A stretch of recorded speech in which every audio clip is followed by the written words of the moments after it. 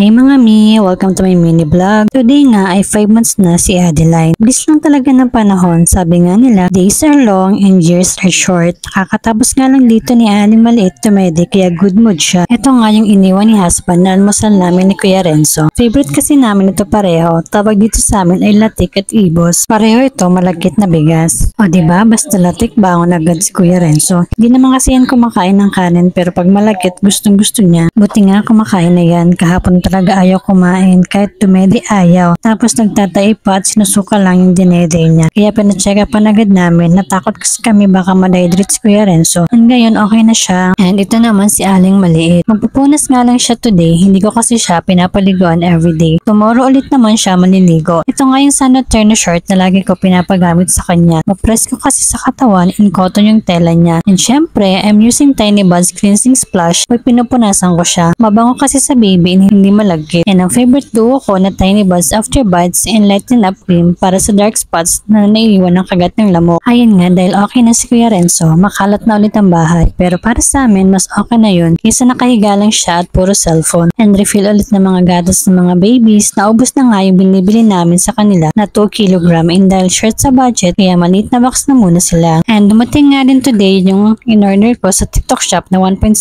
meter na tripod. Sira na kasi yung ginagamit ng dating tripod sa pag-affiliate kaya bumili na ako ng bago and pwede din kasi ito sa pagta-travel. And dahil 5 months na nga si Adeline, binilhan lang namin siya ng maliit na cake and ulam na din namin na chicken at konting picture-picture lang kay baby. And gabi na nga ito kasi hinintay pa namin si husband umuwi galing tindahan.